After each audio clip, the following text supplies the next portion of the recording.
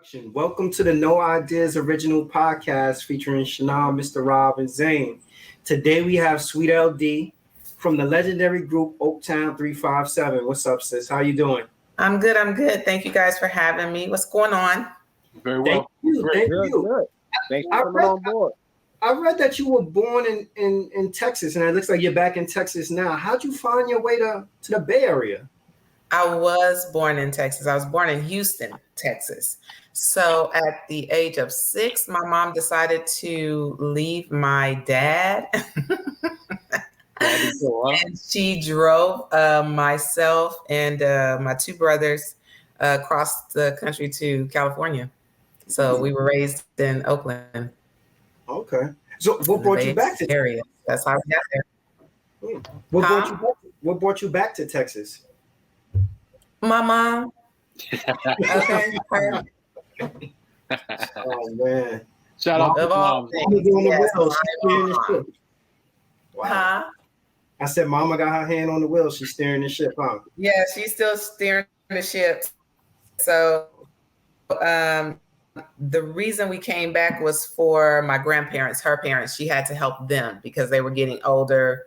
Someone, I think it was, I'm trying to remember, my grandfather's wife had Alzheimer's. So he was having a hard time with her. So my mom had been, traveling back and forth to take care of them. And finally she was like, let's just move back. I was like, no. So I'm here. I've been here since 99. So it is what it is. Okay. Yeah. Okay. All right. You've been there for a minute. Yeah. Yeah, we spoke about your mom. Your mom is the reason why you're in the poetry. Talk about your poetry book you've been writing.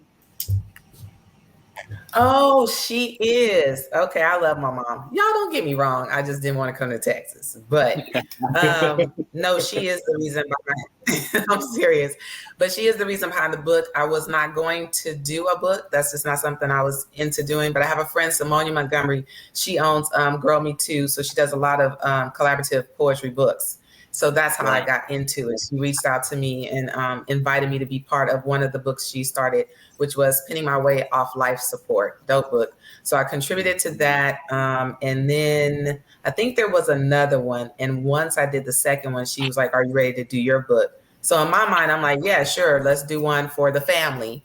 So that would be for my mom, my children, my husband, just about 10 books, printed out, let everybody have one. Just, that's it.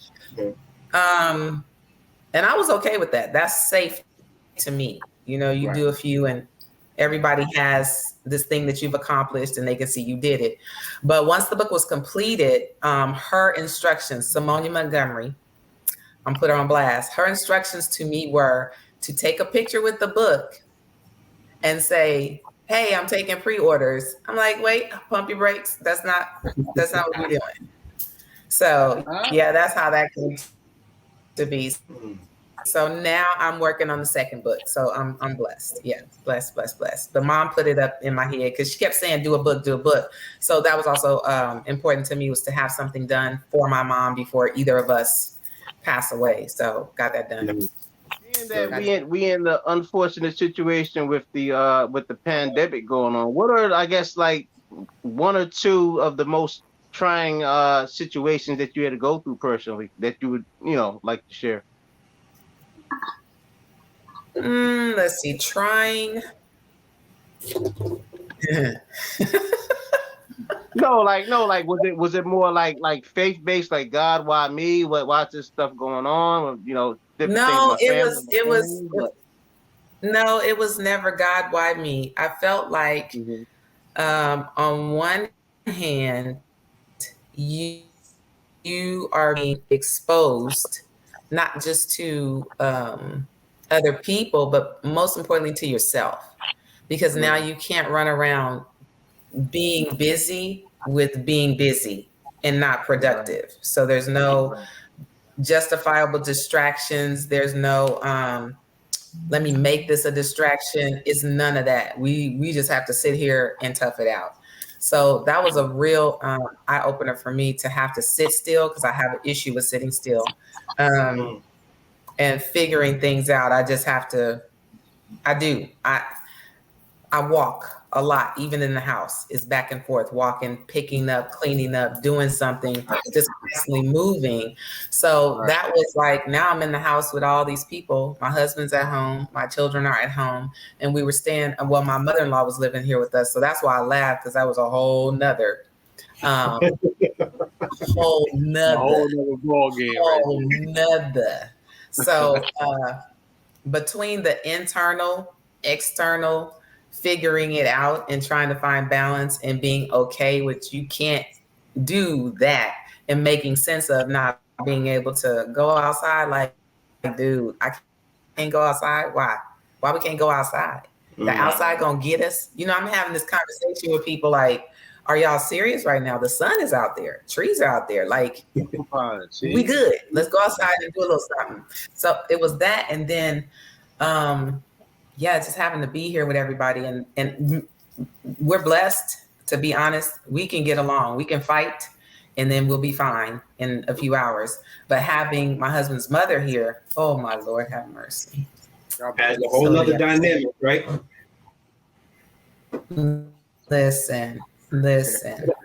Hey, you might be able to turn that into a possible show. You never know. Now it might be a blessing in the sky. Woo, no, ma'am. No, I'm sorry. No, sir. She's in her own apartment now. Amen. Hallelujah. Thank you, God. Let's keep it. I got so I don't need that in my life. I'm not. Yeah. Let's do something else. Oaktown 357 kind of reminded me of like a West Coast version of Salt and Pepper. Was that intentional? Okay. And if not, who were your musical influences? It was not intentional. I don't think that was intentional. And then again, who knows what Hammer was thinking in that big brain of his. But that didn't seem to be the intention when he said he wanted a female hip hop group.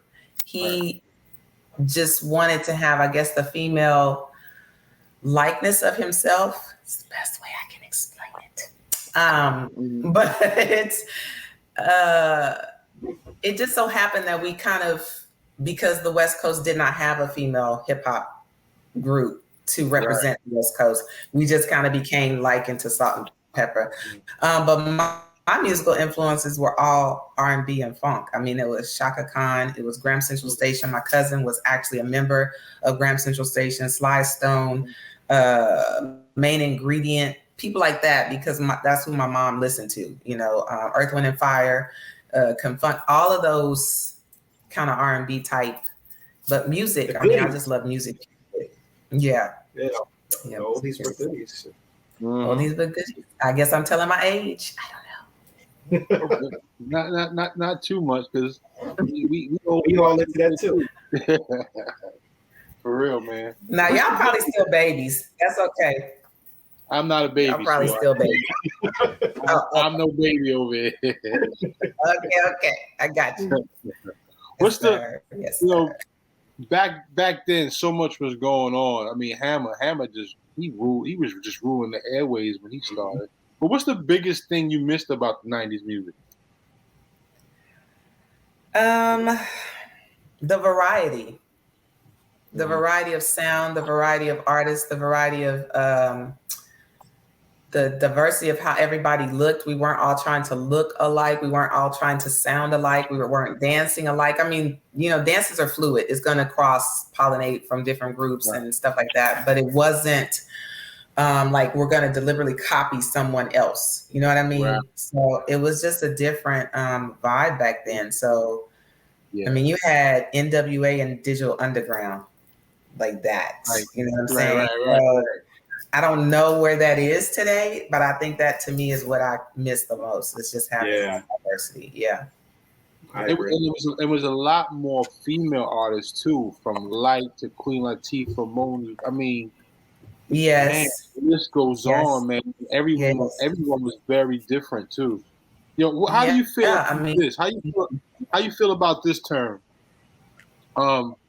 Women artists are never allowed. They're never allowing one female superstar at a time. In a male-dominated area where you have so many male superstars, how do you feel about them keeping one female at a time who's a superstar versus a male in the male-dominated area where it's like 10, 12 of them at the same time? Wow.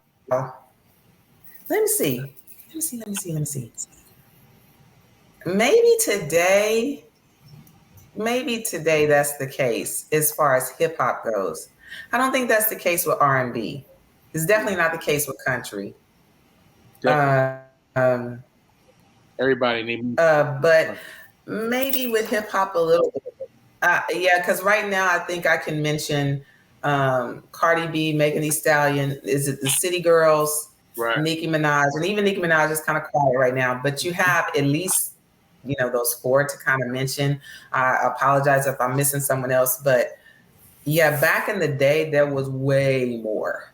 There was way more women, and they had more of a presence. I mean, you had Foxy Brown, Lil' Kim, Eve, Trina, Salt and Pepper, us, Nicki D, like you said, Moni Love, Queen Latifah, MC Light. It was like, wow. You know what I'm saying? Hamadia, Raw Digga, you had Yo-Yo.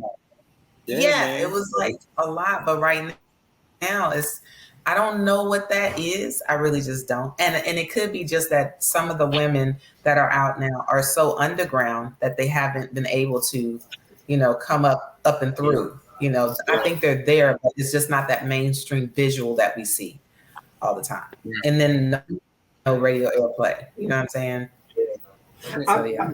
I really feel like that that almost like the Lil' Kim and Foxy Brown era sort of ushered in like a level of separateness in terms of creating the dynamic that Rob is talking about, like there could only be one. Because we got one great record from them together when they was on a Total Remix, but the potential for them right now, even where they are in their career, if they were to do a project together, it would take both of their careers probably to a whole nother level. But there always seemed like there was a rift between Foxy Brown and Lil' Kim, and then for some reason, like that rift continued on from generation to generation. Like now you see Cardi B and Nicki Minaj, they not really on the same page, and that, to me, that sort of created the dynamic of almost like it can only be one female on top at a time, kind of thing. What do you think about that? I think that's contrived. I just think somebody else is feeding into that.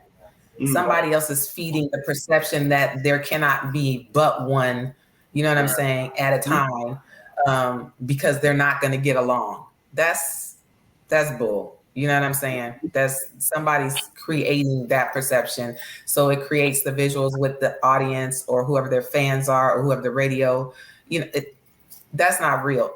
Because to me, for them to even be in the same conversation in a sentence or have their videos on YouTube at the same time, or have a song or a record on the radio at the same time shows you it doesn't matter. It's enough money. It's enough ears. It's enough interest. You know what I'm saying?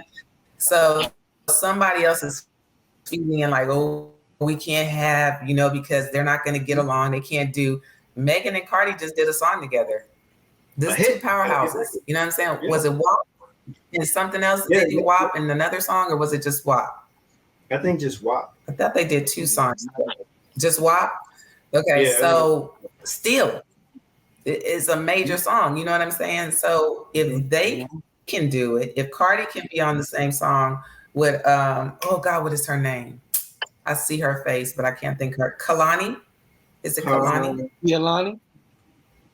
Kalani, yeah. And so, she did a song with Kalani, and I forget who else. Cardi been working with everybody. Yeah. She is. Nicki Minaj pretty much worked with everybody, and some of them were females. So I just think that for hip hop, it is something that has worked to create the interest and to keep that going. And I don't have an issue with none of these women. None. I could care less. Y'all do your thing. Be fabulous. Love you. You beautiful, sis. You know what I'm saying? It's not gonna stop me. You understand what I'm saying? Yeah. That's my thing. I don't know. I think that's a great point that the three of y'all brought up before this comment, because if you notice, like now everything's just like over sexual. Back then, like when y'all was out, like the ladies back then, their talent was actually bigger than the image. Don't get me wrong, like y'all are all, the beautiful group, but the talent was that main foundation. So, but now it's like everything is just like to the 10th power as far as like women wearing, just too much flesh. But It's a lot of shock value, man. People are doing things for shock value, man, and attention. But back then, they was wearing like the baggy overalls or whatever, and still doing your thing. But also, you have videos with your wall like spandex and stuff like that. Yeah, but the bustiers, the tight leggings. Yeah. Leggings and stuff, but you still kept it classy, So But I just think now it's like the way it's going. I say in another 5 years, I mean they're gonna be practically naked, Well, let's hope not. So, I mean, let's hope not. They're practically naked now. But here's the thing that I would say. I think that each female comes into the embracing of their sexuality at different times in their life, right?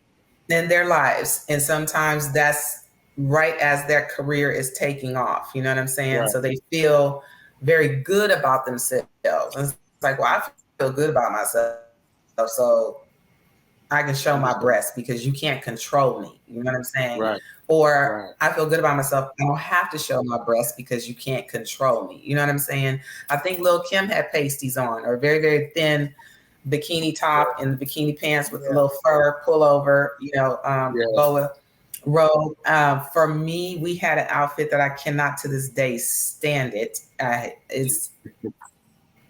don't even know how. I let them talk me into putting that old ugly piece of stuff on. Forgive me to the designer. But we had a one-piece outfit. I think it was turquoise and green or something like that. But it was a one-piece bodice that they had made. And then on the side, there were holes cut along the side. On the side. On each side. I literally hated that outfit. But I put it on. I'm like, oh my God. And once you put it on, the idea was just to have like peekaboo holes on the sides, like maybe peekaboo. No. No, because once we put it on, it expanded because the butt is, the hips. Oh, man. So, listen, what's funny? We had to work.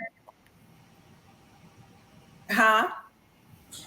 You know what's funny that you said that, because there was a lot of female rappers that came out with that same outfit. If not, it was altered a little bit, but I remember them wearing that. They had that, like, still to this day they wear it in videos. Yeah, and you got to figure this was like way back then, like in the late 80s when y'all were doing it. But to be honest, I could not stand that outfit. And we picked it because we thought it would be cute. You show a little bit, you get the little peekaboo hole, and there's just a little bit of skin on the side, little bit of skin, no big deal. But for whatever reason, that material was too giving. And so, oh, geez. And we had to perform in this bad boy. Oh, my gosh. I was like, oh. So sometimes you have wardrobe malfunctions that you don't intend. That happens. That was not our intent. I think Terrible T loved the outfit a little bit more than I did, but we were blamed for being over-sexual at that time, which was not our intent. We came out with Hammer. The dancing was the focal point. The fact that we were cute was an addition to it. The fact that we could actually dance and keep up with him was a plus. We used biking shorts and tops for the practicality, because some things are not as comfortable to dance in the way we were dancing. It couldn't handle the sweat. It couldn't handle the extended time that we're dancing in it. So we use biker shorts because they don't show the sweat all the time. It was just perfect. And so people took that as if we were trying to be sexual, and that was not it. You know what I mean? But it worked. It eventually worked. That got us in the door as Hammer's creating this group idea for a female hip hop group. He was trying to do hip hop and R&B, auditioning women. It didn't really work out. He heard Lil P in the studio during rehearsal. We were just practicing his stuff, and it was a break. So she's playing on the mic, but she's singing to Salt and Pepper just escaped me for a moment, but Salt and Pepper Tramp. So he was like, oh, wait a minute, you know, you got a little something. So he's trying to coach and mentor her and encourage her to, hey, let me work with you. You know, let's do this. And she was like, nah, I'm good. The only way I'm gonna do it is if, you know, Dewana and Tabitha do it with me, which is me, Sweet LD, and Terrible T. So now we get pulled in, not knowing what the heck is going on. We got it. You know, you want to work with her. We got you on a female group, but what we doing, pal? So he's like, okay, this is what we gonna do. You know, this is what we doing, this is what we got. Okay. So we end up in the studio and Capital loves it. It works. We love it. We like, what? You know what I'm saying? So now it's all in. We're all in. We're making it work. We're having a good time. And it's still not an issue of being sexy, except for you're sexy for that time period in the 80s and 90s where the girls are wearing the fitted dresses. Okay, that was part of what the attire was for the late 80s and 90s. And then we did the scene at the pool for Yeah, Yeah, Yeah. And we put on bikinis. Took off. Okay. At that point, everybody's like, oh my God, you know what I'm saying? So it brought a different, I guess, look to us not being in the, what is it, 2 Live Crew type of bikini look, but we're on the other side. You feel what I'm saying? So people were like, okay, I like the song and they cute, okay, you know. So we brought it in a way that was not in your face. Today it's in your face. I think they just took it to another level and it's literally in your face. You know what I'm saying? So that's the thing I think is the difference is that, again, we embraced it at a different time. I really didn't get comfortable with mine until we did the song Honey. That's when I became comfortable with mine. We did Turn It Up and Honey. And I was like, okay, I'm a little, you know what I'm saying? But my sexuality was like, I don't want to wear this stuff. I don't want to be out there like that. I just think women are not allowed to have that because we want them to be respectful at all times. I wonder at all times. It seems like to me, like one of the things that I think that that's very different now versus then also is that now sexy is categorized as almost like what Zane was saying, like that has to be exposure and stuff like that. But to me, like you don't have to be naked to be sexy. And I don't know if every stylist or every person that's working with a group has the ability to actually, you know, to see that and determine and understand that. Look, you know, you don't have to be naked to be sexy. No, they do. Every stylist can understand this, especially. Yeah, if the artist can articulate it in that way, every stylist can work with that artist. Because you have to look at someone like Mumu Fresh. I don't think she's ever shown any, you know, skin. You know what I'm saying? So if Queen Latifah, she tried to, you know, so it's possible. I just think with record labels and like you said, stylists and all this, sometimes the artists too, you fall into this box of what's supposed to happen. And so now we're going to put you like Boys to Men. You got the bow ties and you're looking really cute. And now we're going to take you up to the suits. And now we're going to take you up to the shirt with the, you know, your chest exposed. So you have like this process. And sometimes that happens as well. But if you have an artist like Queen Latifah, and she's like, I don't need all that. Yeah. Lauryn Hill, I don't think she ever really did. I don't need all that. You know what I'm saying? Because that's not just part of the story. You know what I'm saying? Yeah. And that's what I'm saying. Like that to me speaks to their sex appeal. Like what made Latifah sexy to people was like, this is Queen Latifah, you know, this is a mother earth. This is I'm not alone, George. Do you feel as a female artist more pressure in terms of when it came to like developing and cultivating your image than you think your male counterparts may have felt? For sure. For sure. It's easier to, as you guys are saying, over-sexualize a woman than it is a man. It's easier because everybody wants to see her TNA. Nobody wants to see him all the time unless it's the imprint in his pants or that V like D'Angelo had where you just got that, maybe you're going to get a peek of that. You know what I'm saying? Like, what? Are they going to go that low? You know what I'm saying? But for women, you know, look at 2 Live Crew. They love that. You know what I'm saying? So it is a lot of pressure. I remember for Oaktown 357, the pressure came with Honey. And it was okay as far as I was concerned. Lyrically, it was okay. But their intent with the video was to put it on why is it escaping me? Playboy. Really? After Dark. That was the intent of Louis Burrell. I don't think it was the intent of Capitol Records per se, but Louis Burrell had this idea that we were going to put the video of Honey. We would film it in a way. Let me say them. The storyboard was that they would film it in a way that it would be played on Playboy After Dark. Well, I didn't understand that whole concept. I don't think Terrible T did either. You know, we just came in that day. We heard some things of what they wanted to do, pouring honey and, you know, whatever, just whatever was considered Playboy sexual. You know what I'm saying? Right, and right. Then change clothes, and there's this whole rack of wardrobe, and everything is lingerie. And one rack says Terrible T and one rack says Sweet LD. And I'm like, well, where's our clothes at? So they wanted us to literally dress in lingerie for this video. And so I'm freaking out because I have a son. I'm the only parent at that time. I had a son. And I'm thinking about my mom. I'm thinking about my brothers. My brothers are younger than me. God rest their soul. They're both gone to glory now. But they were younger than me. But they were like, I already know what that conversation would have been. Yeah. So there was pressure to hurry up and make a decision with the lingerie. Pick something and let's get going with the filming. And so I pretty much stopped it. I was like, I'm not wearing this. I'm not wearing this. This must be for the extras. It must be for somebody else, but I'm not wearing this. And I will never forget, I literally got cussed out on the phone by Louis Burrell. People say, don't put people on blast, but this is my experience. So it's not for me to protect someone or tear them through. That's what I went through. So when you talk about, do we feel pressure? Yes. Because I was told I was a cancerous seed. You better put some on. We brought all that stuff out there for you guys. That's what you have to wear. Skippy. Okay. You should have put on a winter coat because I'm not wearing it. You should have put on a winter coat. The whole winter coat and wrapped it up. You know what I'm saying? So we found a bodice.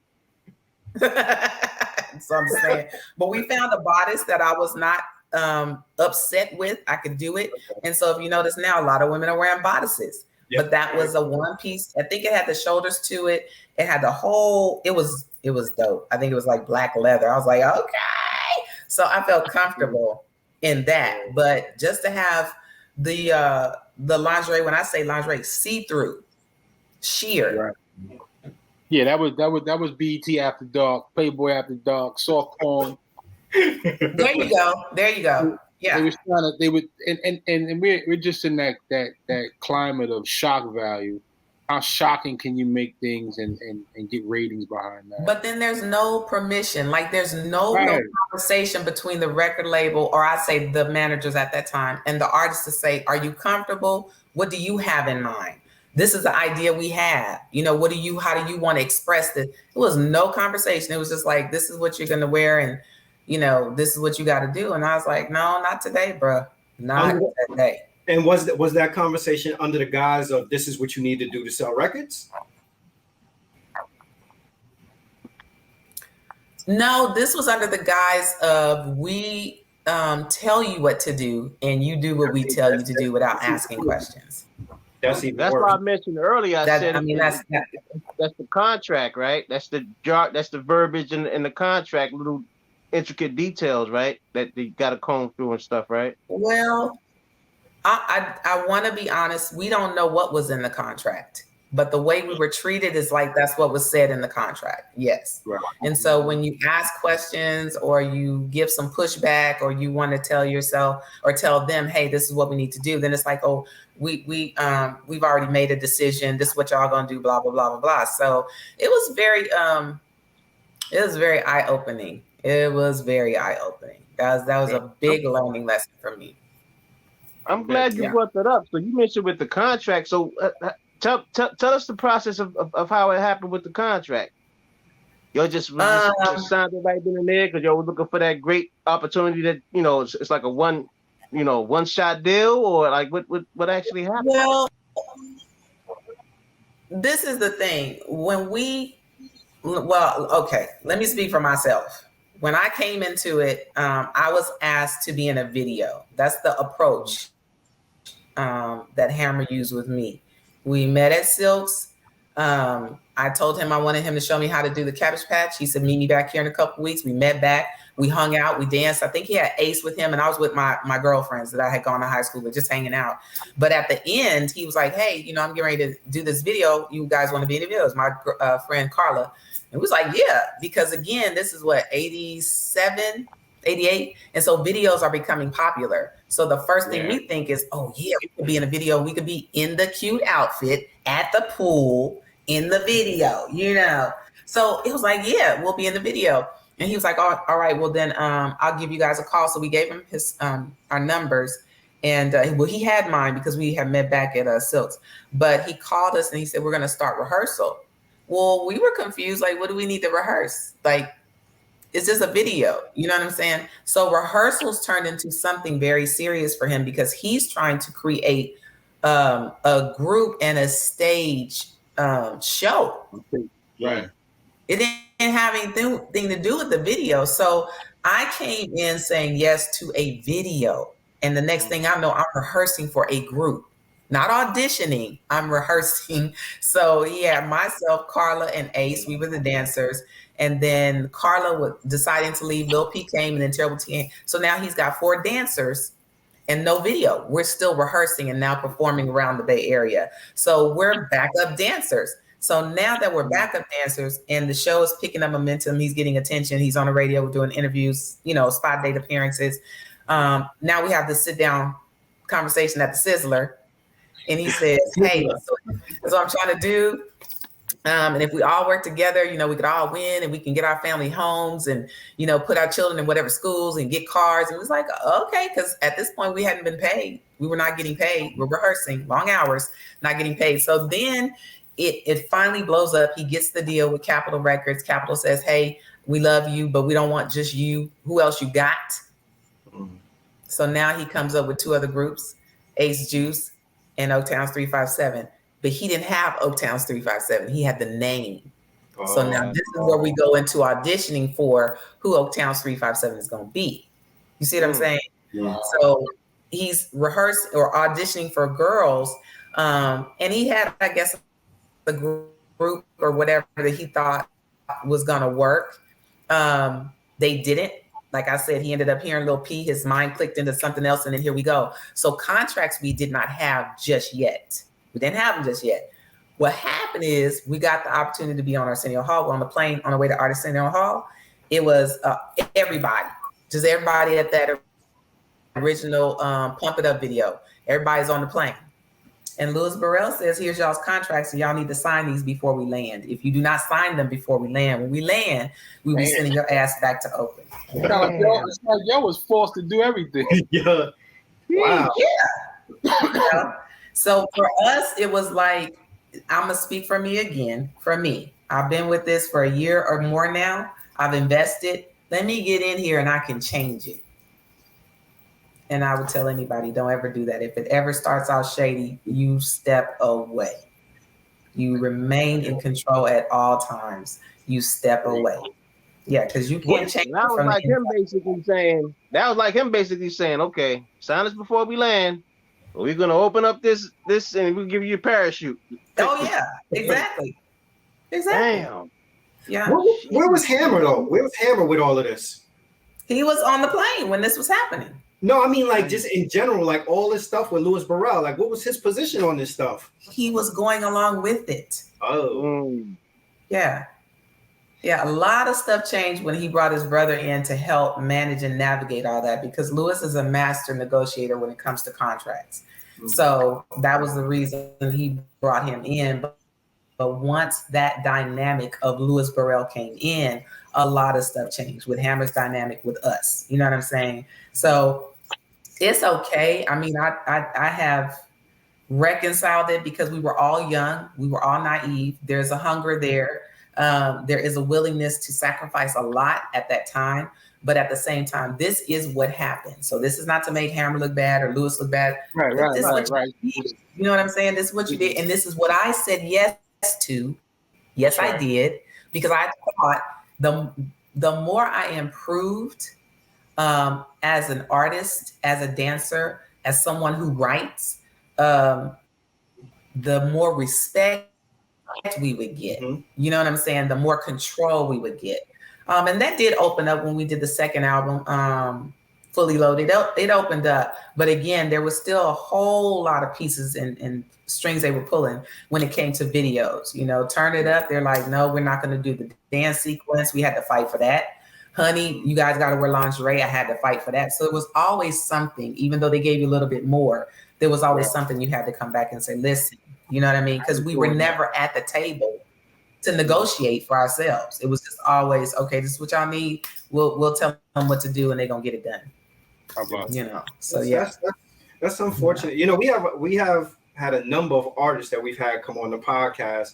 And one of the questions I often ask them is, you know, has the music business turned you off from the business of actually making music? No.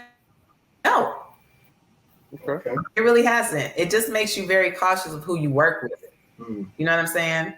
My son, my oldest son, who was at the time a child when I was doing that, he's 36. He just got his degree for music production. My 18-year-old is now going to college. Lord, please, let's make sure we can pay his way through. But he's in college, and he's going to be taking sound recording engineering. I love music. Pine Bluff, right? Yes, sir, exactly. So I love music. They love music. So I wouldn't stop them from creating, but I would help them understand this is what you own. This is yours. That's right. And I don't care how a person says they can help you. You make sure you have them understand what you need help with. You don't need them like they need you. They can't have that belongs to you. You know what I'm saying? So those are the things I would share with them. So when a person tells you, I gave you this opportunity, no, you invited me. I said yes. You understand what I'm saying? And because I behaved a certain way, another door was open because Capitol was looking at that. Capitol could have said, we don't like this first album. Yeah, you know, we don't like the look of the girls. We don't like, they could have said anything. But because we stepped up to the plate and made it what it was, you know what I'm saying? Hammer didn't create the choreography. He didn't write all the lyrics. He didn't. So I'm like, what are you saying? You know what I mean? Yeah. But when you understand that and it's a little too late, you know what I'm saying? Then it just becomes constant contention for you to prove your point always. So yeah, sure. I just think for us, it is unfortunate. People do have these kind of experiences like all the time. And it's sad because like nobody's telling you. Yeah. You know? Yeah. Nobody's telling you before you get in the door, hey. Say that again. I said, what's Hammer's work ethic like? Like it's urban legend has it that he's like a workaholic. Is that true? Yeah. Shoot, the way he was sweating them works though. Just them dance rehearsals, man. Like that man jumped out of the pool or something. You're like, Lord, my wig about to fall off. Man, y'all was at 100 miles an hour every show. Every show was 100 miles an hour. But now you see why we wore what we wore. You know what I'm saying? Exactly. Yes. So you have to have something that's going to be able to handle that. Yeah. But if we had not rehearsed that way, we wouldn't have been able to deliver the way that we did. He is a workaholic and he wants it right. And then he wants you to be able to deliver. You know what I mean? Right. So if it's a 30, 45 minute show or hour show, you can't look tired 20 minutes in. How you going to make it an hour? You know what I mean? So yeah, we worked hard. We worked long hours. We made sure that, as people say, you don't look at the person to your right or to your left. You're not looking at them to see what they're doing.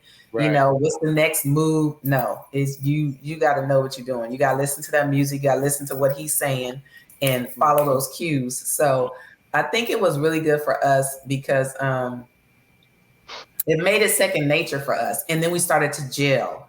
You know what I'm saying? And then we could look at each other and be like, okay, let's do this. So we were able to play with it. And one thing we did learn through all of that was to stay out of his way. Because if you ever got too close, oh my God, somebody was getting bruised, somebody was getting hurt. You just needed to stay. He was hammered. 50 feet, yeah. So it was I'll tell a lot. you what, that's when you said 50 feet, that's why Hammer said, can't touch this. Look, you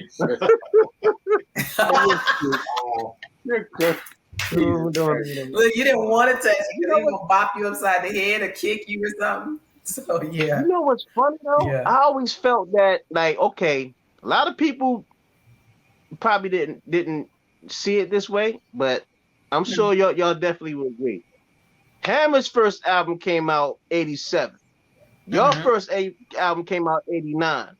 Vanilla Ice album came out the year after your 1990, his first album. And I always felt that Vanilla Ice had a cheat code as far as dancing, because you had MC Hammer and MC Hammer had y'all. Yeah. And even to this day, yeah, if y'all do the tape, look at Vanilla Ice videos, he mixed MC Hammer's steps and your steps, and then he did like a Jeet Kune Do. You know how like Bruce Lee created his own style?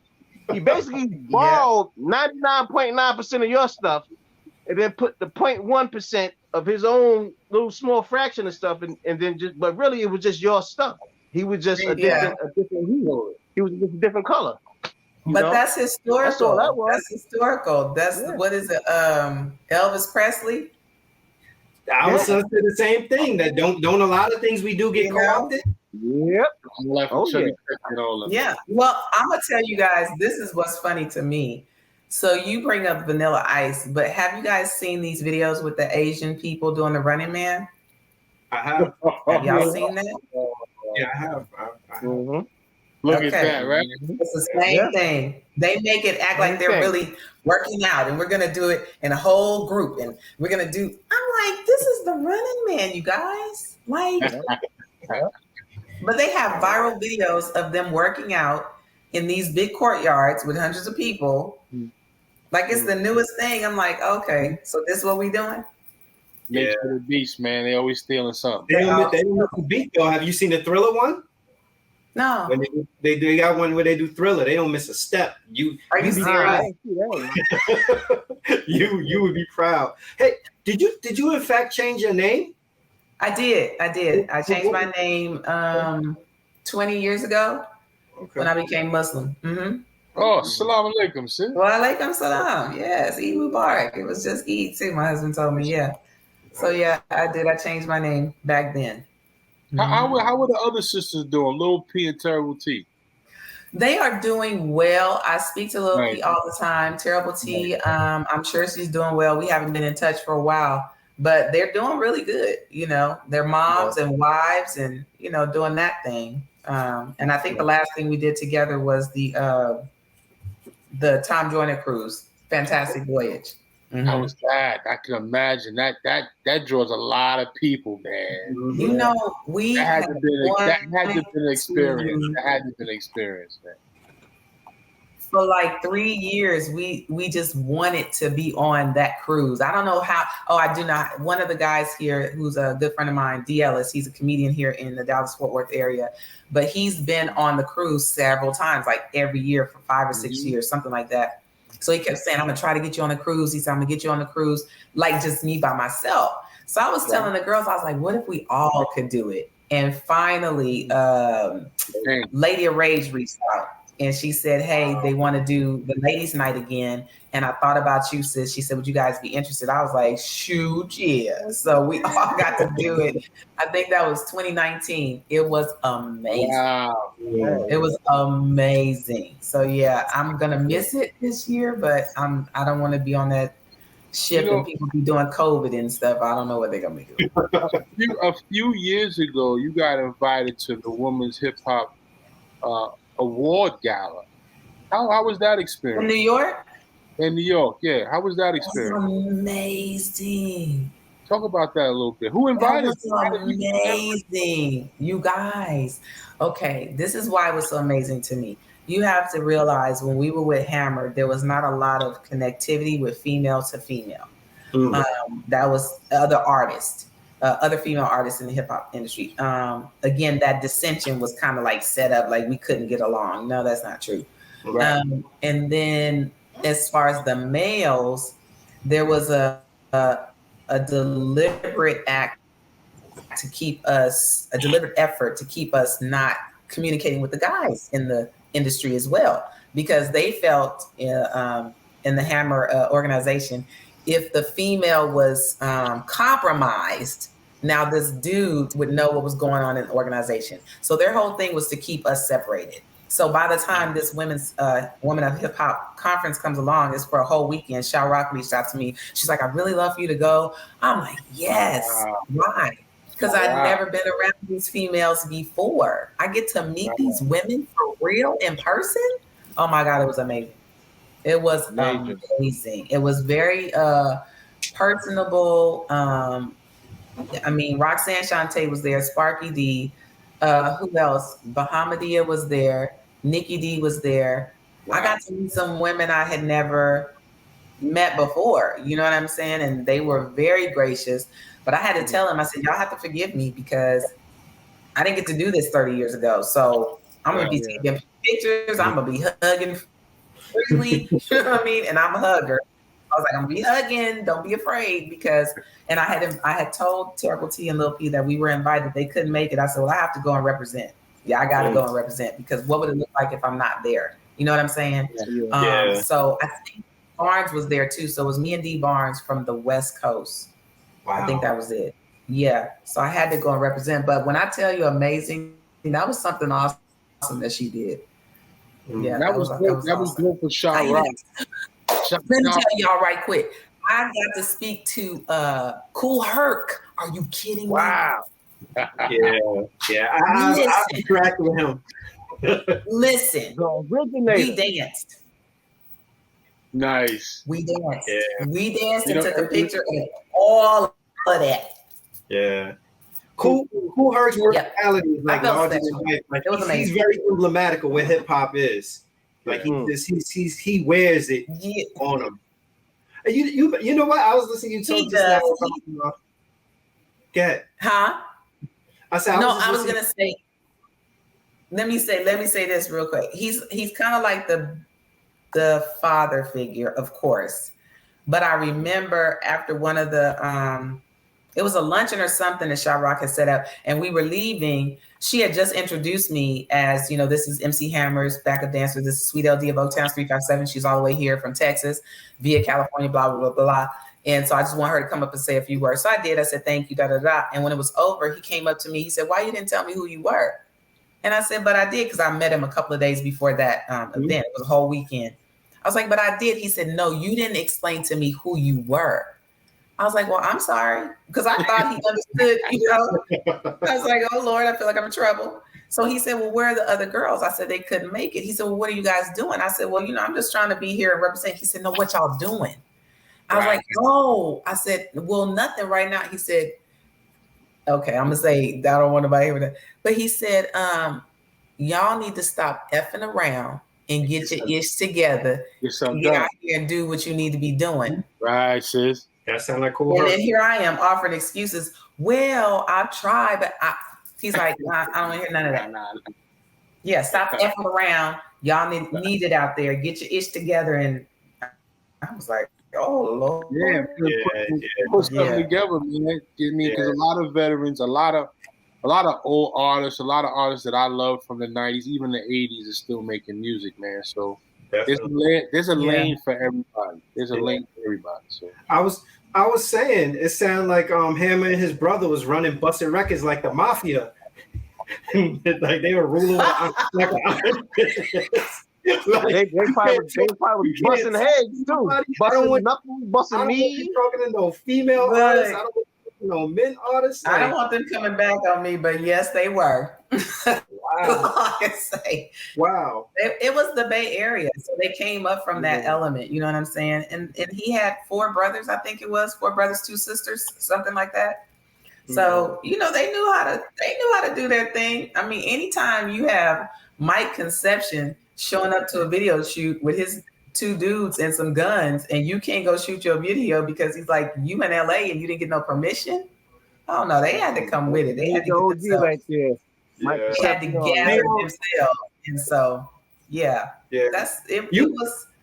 Go ahead. You've been fortunate to live many lives though, like to be so young. Like, you know, you're published, dancer, rapper, now fitness instructor. How'd you find your way into fitness? Doing the Running Man. There you go. Dance. Yeah, a friend of mine said that I should teach dance. I thought she meant like Debbie Allen. I was like, I ain't got time to go to school for all that. And she's like, no, you know, like fitness. I was like, oh. And another friend, I was telling her about the conversation. She was like, check Zumba. It's like, okay, what is Zumba? And I look into that. I was like, you mean I can dance like this and still dance? Right. Oh, listen, you know, I don't have to go and become an artist again and just be on stage and I can still bust a move. So yeah, I got into it immediately. I've been doing it since 2010. Yeah. Wow. Long time. Tell us, I guess your group's first experience performing at the Soul Train at Soul Train. Oh, on Soul Train, the show? Mm-hmm. The TV show? With Don Cornelius? Yeah. Listen, I used to watch Soul Train, Gladys Knight, all of that. And so you always want to be on that show to dance with the dancers. You never think you're going to be on that show, on that stage. So I think everybody felt pressure because it was just like when we performed at the Apollo. Like, who does that? You know what I'm saying? Yeah. Right. Are you serious right now? So we kept pinching ourselves. We was like, are we really here? This is Soul Train. That's Don Cornelius. I was so nervous. I swear the whole time we were nervous, but we did it with Hammer. It was amazing. Then when we came, he did the interview. You know, Don Cornelius does the interview.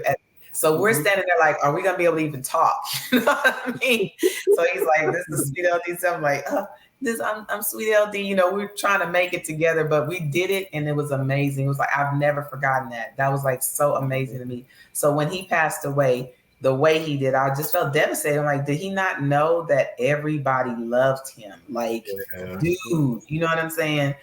So I took that, like, I feel like when people go that way, I feel like maybe they just needed a hug.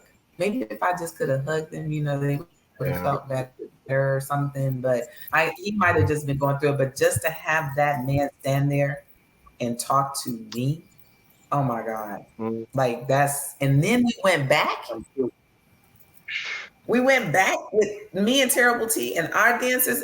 Are you kidding me? Like, I saw that performance too. I remember. Yeah, I get chills about that. But that was one of the that was one of our most, I'm gonna say my most proudest moments. Like, you really literally just did that. You've been on Soul Train twice. Yeah. You know what I'm saying?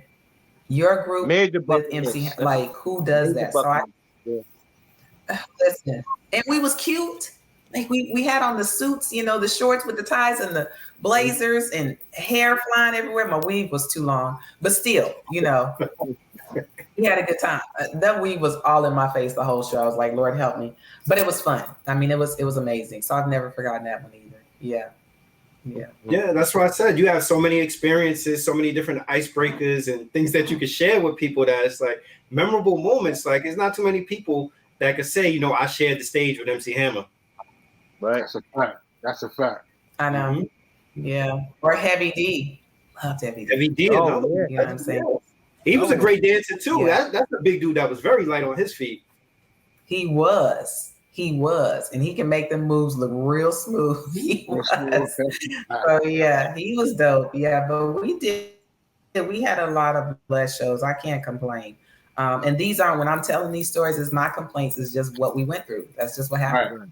Sure. You know what I'm saying? So it's the good, bad, the ugly, and the beautiful. You know what I'm saying? Yeah, that's life. I appreciate you. I appreciate you sharing. I mean, your honesty with it, because sometimes we have people come on and they paint an experience of things being rosy. Then when we turn the camera off, we get the real story from them, or the real story's already on display. And they tell you the Hollywood version, but I'm telling you the whole. You know what I'm saying? The TMZ and the Hollywood, just all of it. Yeah. It doesn't matter. You guys, listen. I will be. What is this? Today's the 23rd. That's right. Your birthday's on the 29th. I know. Yes, thank you. I'll be 57. I'm almost 60. What do I care that people are having an issue with what I'm saying? I don't care. They weren't there. You know what I'm saying? Are you serious? Listen, this is true. I don't care if they do, because they were not there. So, I mean, why am I going to bite my tongue when you weren't there? Mm-hmm. I don't care about these people. You must drink a lot of water. You drink a lot of water? Okay. Yo, son, she drink water. She's taking walks. She's doing fitness. She's using olive oil. She's using everything. Look, she's beautiful. You kidding me? Yeah. 57? Jesus, Louise. Yes. God is good. And that's what I'm saying. Everything that we went through, it was very stressful. That was very emotional for everybody, because I keep saying we got into it, we were grateful, and we felt like if we get in here and we just knock it out, they're going to give us respect. You know what I'm saying? Oh, okay, these girls is dope, right? That didn't work. So by the time it ended, they literally said to us, this is your last check. It's done. It's over. That's how it ended. What? So me and Terrible T are looking at each other like, how do you do that? If the ship is sinking, we was here when it started. You know what I'm saying? So you don't let go of the first group that got you where you are. Yeah. So we had to deal with that whole fallout, figuring it out, because it was like that. So now you're back to, I got to go to school. I got to get a regular job. I still got to take care of my son. How am I going to pay my rent, my car note? I had to move home with my mom. So it was a lot that we had to deal with, but that does a lot of stress to your body. You know what I'm saying? Absolutely. And some people don't handle it well. So we found our own way to come out of it. I did. And it was just literally, it was Islam. I remember going home and just talking to my mom. I was like, listen, where's the Quran? Read it from cover to cover just to get me through. Cause it was just a lot I had to debrief or get off or something. I forget the word when you debrief in some people. When they go through some stressful, is it debrief? Probably a cleanse. But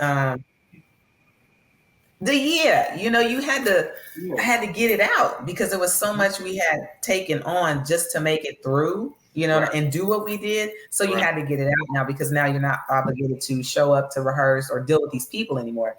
So that took a while.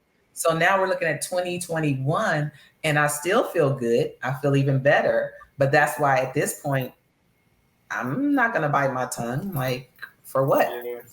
You earned that. And then carry around and got extra wrinkles and stuff, No, what was that rationale though, when they come to you and they say like, this is the last check, there's nothing left after this? Like, what explanation do they give you for as to why things are ending? Because for outside appearances to everybody else, we looking at this like Hammer's on top of the world, Oaktown 357, y'all doing great. Right. It just looked like y'all was millionaires, like everybody was balling. No, you're never millionaires like that. We were never millionaires like that. So we had enough to take care of our families, pay rent, pay your car note, those kinds of things. Save some money if you could, you know what I'm saying? But we're never millionaires. He was the one that was making, quite a bit of money, but there was no explanation. The check was given to us and say, they called us down to the studio. Here's the last check. It's over. That's it. It wasn't even said that nicely. So we were like, what you mean it's over? And, it's over, MF. That's it. We was like, well, dang. So later on, we found out that there was some issues with the money. There was some other things going on that were not handled properly. And so they were now feeling the brunt of it. They couldn't continue to cover it up. And so there was a rift between the brothers. There was monies missing. There was a lot of stuff going on behind the scenes. And keep in mind, they never brought us to the table to explain anything. Everything was done behind the scenes, decisions, whatever moves. And then they would come and tell us, y'all have a video. This what the videos to this song. this is the treatment. You know what I'm saying? So it was always that kind of dynamic. But yeah, so when it ended, like I said, it was one day we're on tour. They take us off tour. They send us home. I think we were home maybe 2 or 3 months. And then when they came back, that was the conversation. So we just had to deal with it, And so some people, they spiral because they're so accustomed to the limelight, the attention, or the money or whatever. And so they spiral out of control. And for me, I just had to sit down. I was like, listen. So over the years, it's been a cleansing. I tell the stories. I share with people who were there, who were in the organization, who went through some of the same things, or maybe experienced something similar, but a little bit different because they weren't artists. But we share those stories, and then it's like there's a release. You know what I'm saying? So I'm definitely in a better place. But if anyone hears this podcast and they see me and they hear me saying these things, I understand they respect Hammer. That's right. I respect Hammer. He did some amazing things. He didn't do it by himself. Okay. I was there. So I can't paint a picture for you because you want to be comfortable in what you believe about him. Continue to believe it. But I was there. You know what I'm saying? And so these things happen to me. I have to accept it as true because I said yes to it. I allowed some of those things, you know what I'm saying? Unbeknownst to me when I said yes, but I'm working through that. You know what I'm saying? So wow, I'm too old for that. What's the best advice that MC Hammer ever gave you? Sure. I'm sorry, say that again. What's the best word of advice that MC Hammer, gave y'all or gave you?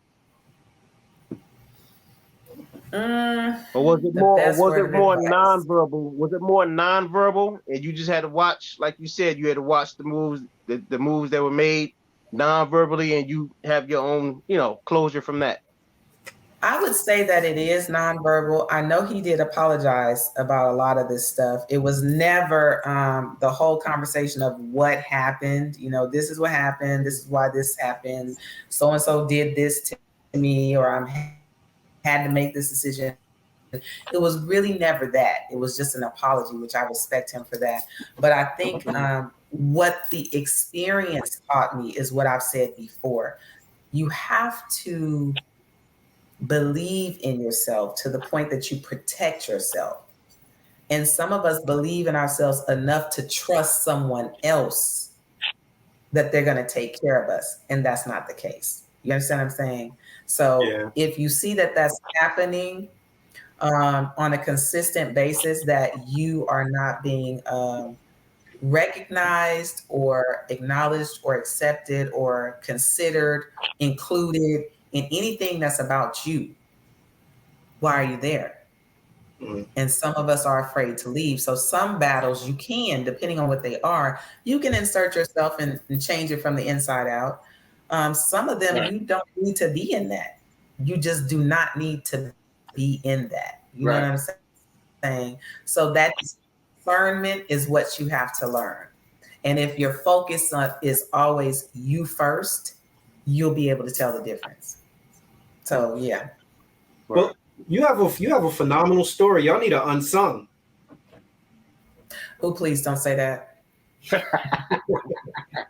This is an amazing story. Everything that you shared with us, I'm just like, you know what? I'm gonna say this. I don't think Unsung wants to do a story on Oaktown's 357, and I'm okay with that.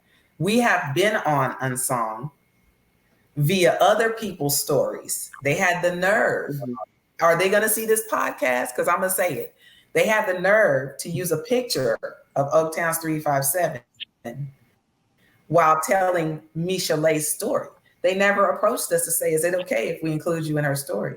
Is it okay if we use your picture in this episode? Is it okay? They ain't said a word to me then, now, nothing. So when it was shared with me, somebody took a screenshot saying, we're watching Unsung, Michelet, y'all was on Unsung. I was like, how are we on there? So they took a picture of the TV screen and sent it to me. And they got this really cute picture of me and Terrible T on the show for Michelet. So I put a nice little blurb like, oh, okay, this is the only way we're going to get on your show. Yeah. That's I'm great. good. So we've had people reach out to the producers, hashtag Unsung, do Oaktown's 357. Listen, I don't need you to help me tell my story. If you're not interested, I'm not interested. So, you know, and that goes back to, again, what I said is you have to know your value. If they make you feel like you need them to tell your story, then they can hold that over you. And people are going to constantly send them, hey, we want to see Unsung. We want to see this. No, y'all keep it.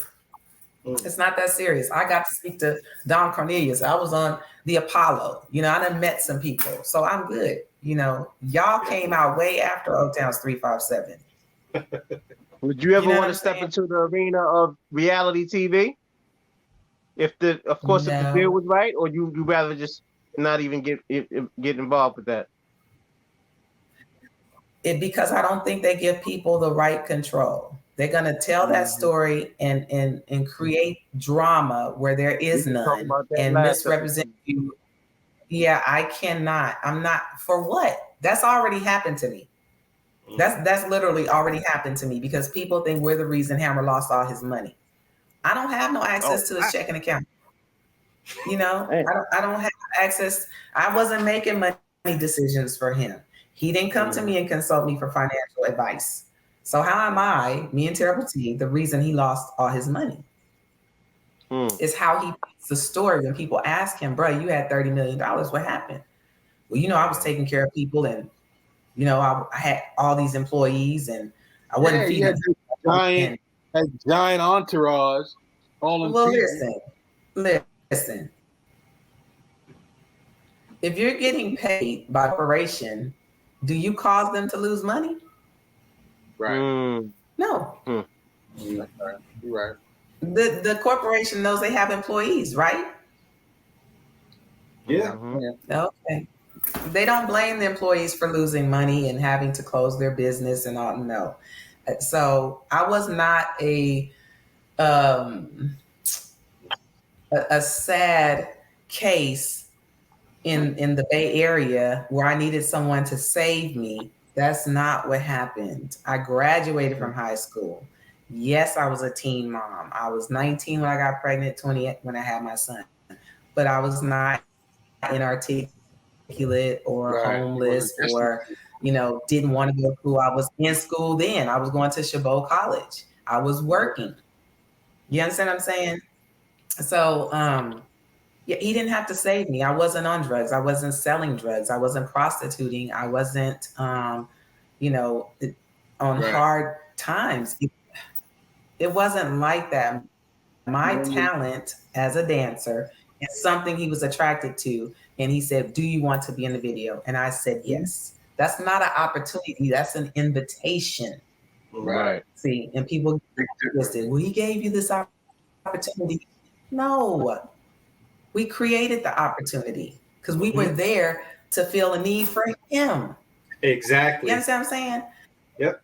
That's all I'm saying. I'm not trying to paint him to be a bad person, but I just get a little curious as to why people think we should be blamed. Yeah.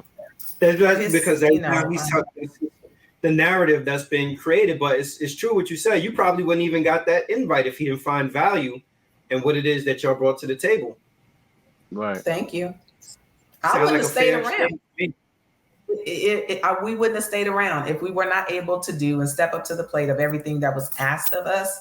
We wouldn't have been there. We would not have been there because it was not about putting out something just to get the money. It was making sure that what you put out was able to withstand whatever it was expected. You know what I'm saying? And we surpassed that every single time. Me and Tab worked our asses off. So yeah, I mean, he apologized, but I still have to answer to people who think we're the reason he lost his money, you know, or that we're bitter, or I'm not bitter. Like, you know, if you ask me what happened, I'm gonna tell you. Yeah. You know, but we're good now. I talk to Hammer. You know, we keep in touch. Text every now and then, phone calls, you know, reminiscing, laughing about the good times, you know, whatever. I can give him a hard time. But to me, that's an era from 87 to 93, I believe it is, where you had all these young people come together to do something that was very amazing. They had no idea that that was going to happen. Now they're having to be accountable for themselves, other people, and this whole episode of awesomeness. That's a lot. You know what I'm saying? So when you realize the vulnerability, you know what I'm saying? When you realize we didn't know what the hell we was doing, you know what I mean? But we were making it happen. Yeah, we was babies. So we've grown up together. That's a sense of family for me. You know, all of them. If I like them or not, this is a sense of family for me. You know what I'm saying? So go ahead. That's the story, and that's, I think, the narrative. You just said exactly what it was. That, you know, that story of when you get a whole bunch of young people that come together, take off, and it grows. And you know what? The art is actually before the business. It is. So the business. What happens is that the business takes off, you know, and people aren't ready to be able to actually handle the business. It was a lot, really quickly. Yes, it was a lot. You know, and then even for us to be that young, like I said, I was 23, I believe, 23. So just imagine, I think Lil P was probably 19. Yeah. And Tab was like, Terrible T was like 17, 18. You see what I'm saying? Yeah, we're babies. We still trying to figure it out. So yeah, that's all. Wow. Hey sis, let me ask you this, man. What's the last book you read that you could recommend us? Oh my God. Let me look it up. But it's one that it was gifted to me. Is it Action? Oh gosh, I can't remember it. Y'all gonna make me have to go get it. You know what's the but it's something book? That you can do, huh? No, go ahead. Say that. No, I'm gonna go get the book because I think everybody should read it, only because it helps you figure out how to improve a little bit at a time every single day. Do y'all know what book I'm talking about? Y'all know what book I'm talking about? Yeah.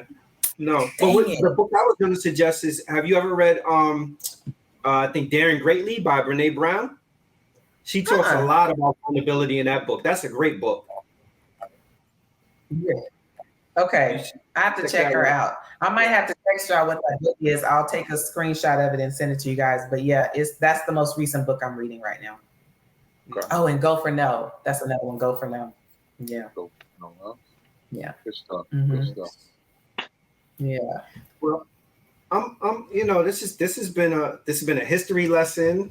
This has been eye-opening. I really enjoyed this interview, and I enjoyed your honesty. And you know, me growing up in the East Coast, you know, and listening to a lot of the West Coast music, I knew the music, but I didn't really know so much as the backstory.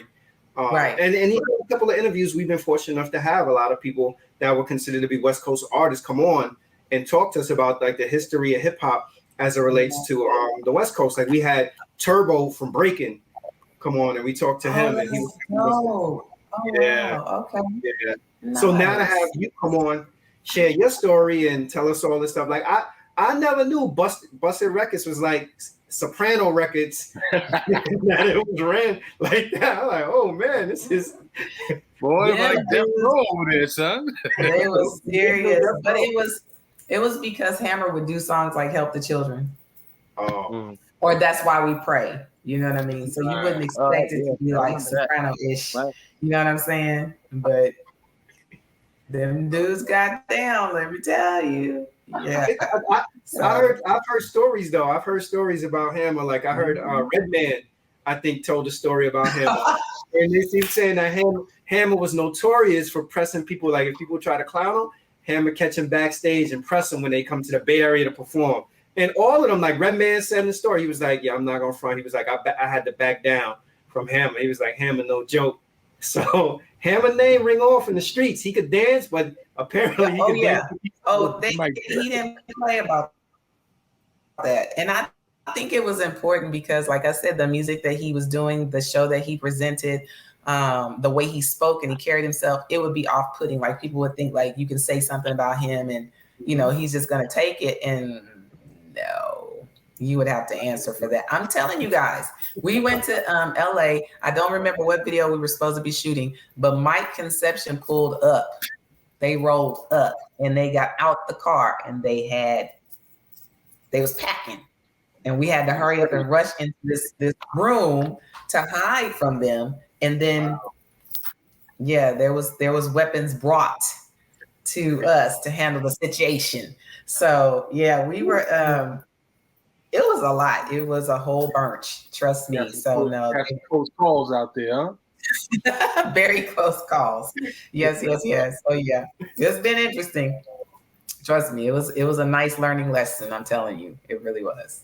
Yeah. When is that second book coming? I was told that I have to have that book completed by November. And really my middle name should be Procrastination, but I'm gonna really try to work on that and have it done before November. What's the title? In case she's watching or listening. I do have the title and I have some of the content, but it's left me on red. That's what it's called. Ooh, okay. Oh, all right. I like that. I like that. Yeah. Yeah, it's catchy. I like that. That should be dope. Thank you. Yeah, Thank you. It has a nice ring to it. Yeah. Yes, it's the truth. When people leave you on red, they read the text messages. Yeah, you know what I mean? So for the book, you left me on red, which means you actually read it. You know what I'm saying? And you've enjoyed it. So yeah, that's what it's about. That's a dope metaphor. Dope metaphor. I got that part. I'm just finishing up the rest of the book. You got to start somewhere. What did you say? You got to start somewhere, right? That's true. I got that part. Yes. Yeah. Well, Sweet LD, thank you. We appreciate you joining us this evening. Thank you, guys. Thank you for taking time out of your schedule to Thank sit you so down. much. Y'all take care, and I'll text you guys the book information because I want y'all to know what that is.